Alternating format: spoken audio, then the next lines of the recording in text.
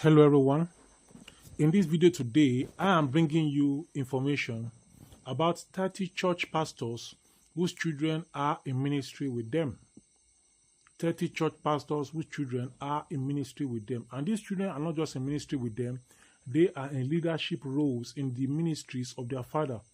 In fact, some of them are so prominent and so good in ministry that they are preparing to take over leadership of those ministries. In recent years, an increasing number of church pastors have passed on the mantle of leadership to their children. This trend raises questions about succession in ministry, leadership, legacy, and family involvement in faith-based organizations. This video explores 30 notable church pastors who have successfully involved their children in their ministry, and in fact, they are in a way transitioning leadership to their children. And this ensures the continuity of their ministry, vision, and values. Why are we doing this video at this time? There's this issue that in Winners Chapel, the leadership asked two prominent bishops to retire because of age, and they are saying that those pastors are making way for the child or the children of the bishop and founder of the Living Faith Church. Now, looking at these 30, and there are many others, like take for example Joel Austin. He took over from his father. So the first one we are going to look at now is David Oyedepo and David Oyedepo Jr. And we are talking about Living Faith Church, which is also called Winners Chapel. Bishop David Oyedepo, the founder of Living Faith Church Worldwide, that is Winners Chapel, has involved his son in ministry, David Oyedepo Jr., in the leadership of the ministry. David Jr. now serves as the resident pastor of the church headquarters in Ota, Nigeria, while his father continues to head and to lead the global ministry. The next person I'm going to talk about is Joel Austin and John Austin, and we're talking about the Lakewood Church.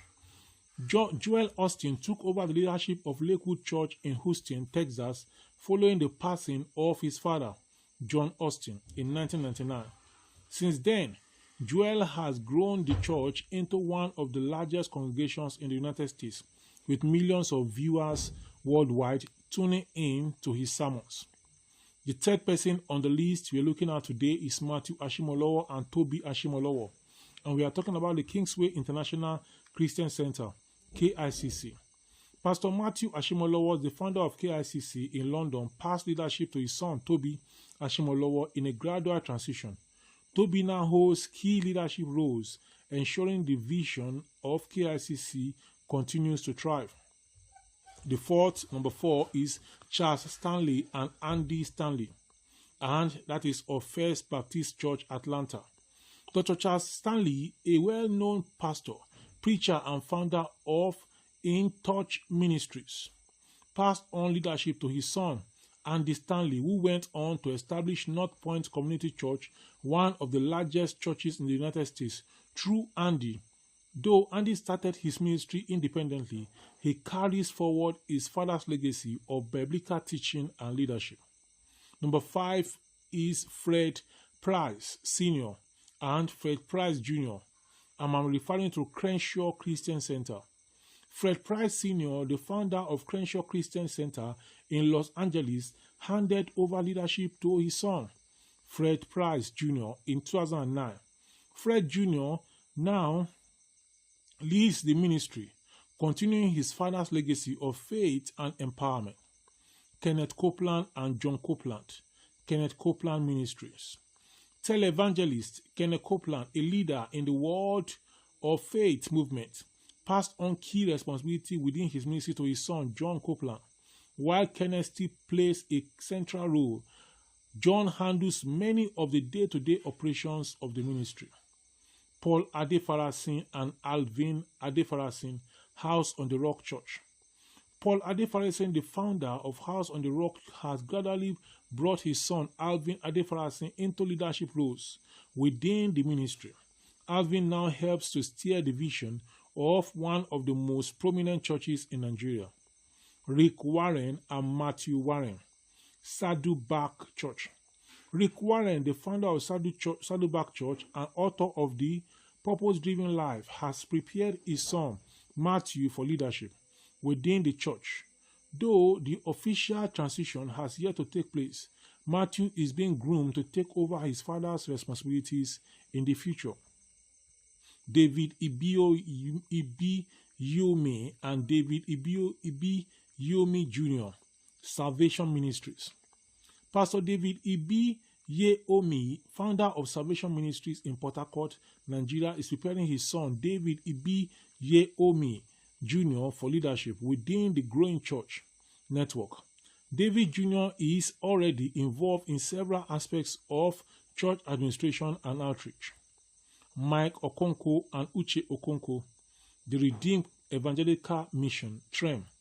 Bishop Mike Okonkwo of TREM, one of Nigeria's most prominent churches, has begun involving his daughter, Uche Okonkwo, in leadership roles within the ministry. Uche's influence continues to grow as she takes on more responsibility. Jimmy Swaggart and Donnie Swaggart Family Worship Center. Evangelist Jimmy Swaggart passed on leadership of Family Worship Center to his son, Donnie Swaggart, who now oversees much of the church operations and serves as a pastor while his father continues to preach. Number 12 is Jack Graham and Jason Graham, priests, Tonewood Baptist Church. Jack Graham, senior pastor of Priesthood Baptist Church, one of the largest churches in the U.S., has involved his son Jason in church leadership. Jason served as a pastor at the church, working alongside his father, Robert Schooler and Robert Schooler Jr., Crystal Cathedral. Robert Schooler, founder of the Crystal Cathedral and the Hour of Power television ministry, passed leadership to his son, Robert Schooler Jr., before internal family conflict led to the church's eventual decline. Number 14 is Billy Graham and Franklin Graham. Billy Graham Evangelical Association, BGEA. Billy Graham, one of the most well-known evangelists of all time, handed over leadership of the BGEA to his son, Franklin Graham. Franklin has continued his father's legacy, holding international evangelistic events and leading the Samaritan Purse charity. D.L. Moody and William R. Moody, Moody Church. D.L. Moody, a key figure in the American evangelical movement, passed on the ministry to his son, William R. Moody, who continued his father's work in evangelism and education. Creflo Dollar and Jeremy Dollar, World Changers Church International. Creflo Dollar, founder of World Changers Church International, has involved his son Jeremy in the ministry's leadership. Jeremy has taken on key responsibilities including preaching and administration. John Hagee and Matthew Hagee of the Cornerstone Church. John Hagee, founder of Cornerstone Church in San Antonio, Texas, has passed on leadership to his son, Matthew Hagee, who now serves as the executive pastor, continuing his father's legacy of strong biblical teaching. E.A. Adeboye and Leke Adeboye of the Redeemed Christian Church of God. Pastor Enoch Adeboye, the General Overseer of RCCG, has involved his son Leke Adeboye in leadership roles within the global ministry. Leke serves as one of his father's key advisors and oversees RCCG's youth ministry. Jerry Savelle and Terry Savelle Foy. Jerry Savelle Ministries International. Jerry Savelle, founder of Jerry Savelle Ministries International, has involved his daughter Terry Savelle Foy in leadership. Terry has grown into a prominent speaker and author, continuing her father's teachings on faith and success. Number 20 is T.D. Jakes and Sarah Jakes Roberts of the Potter's House. Bishop T.D. Jakes, founder of the Potter's House, has passed leadership of key aspects of his ministry to his daughter, Sarah Jakes Roberts. Sarah leads Women Evolve, a ministry empowering women, and preaches at the Potter's House.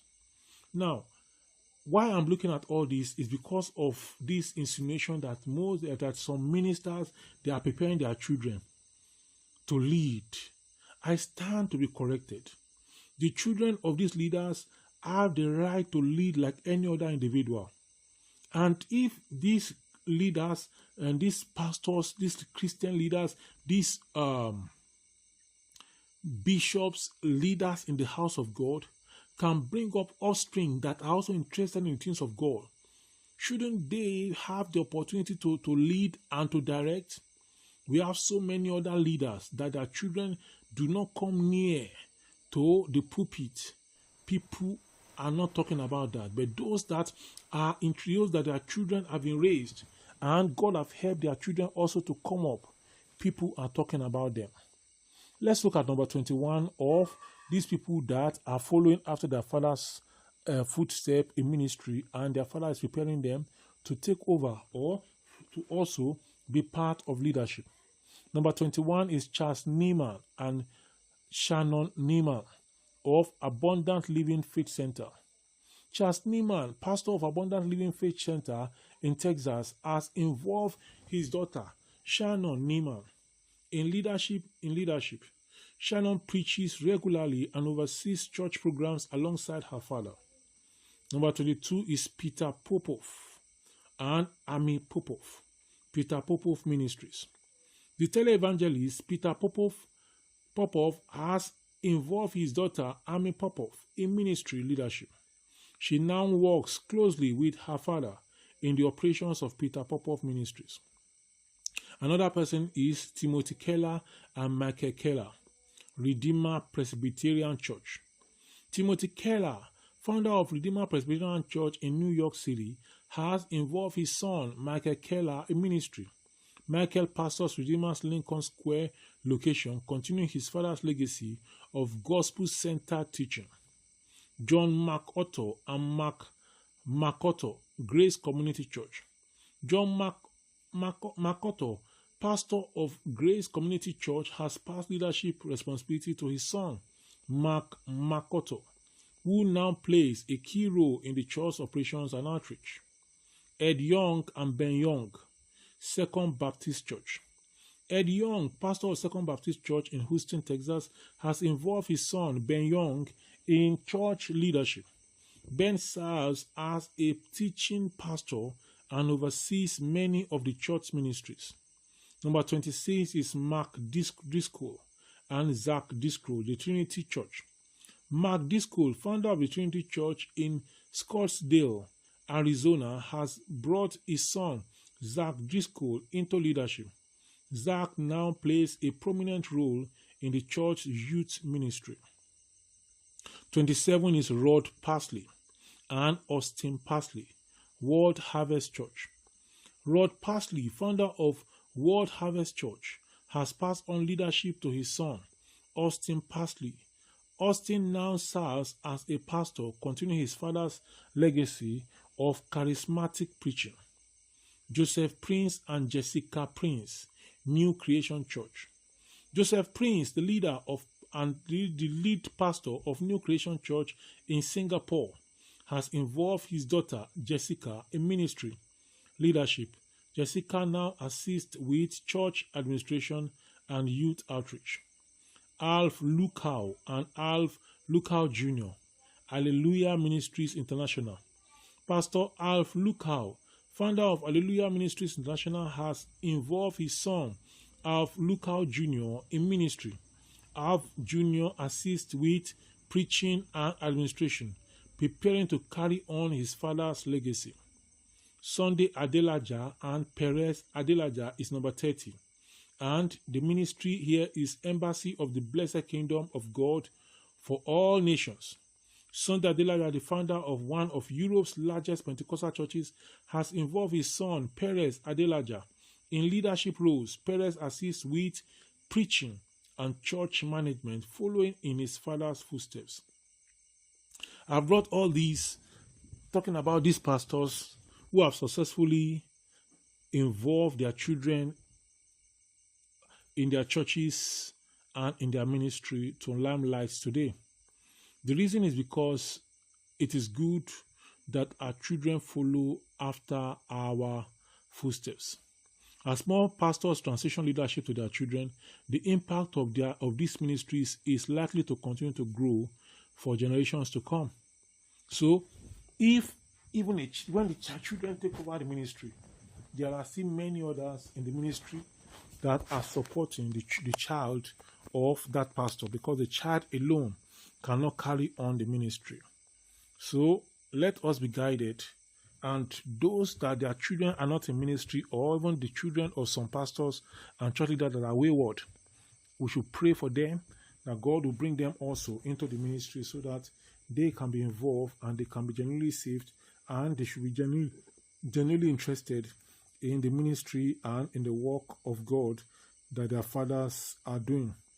I will talk to you in the next one. Please subscribe to this YouTube channel, like this video, and share the link of this video with others.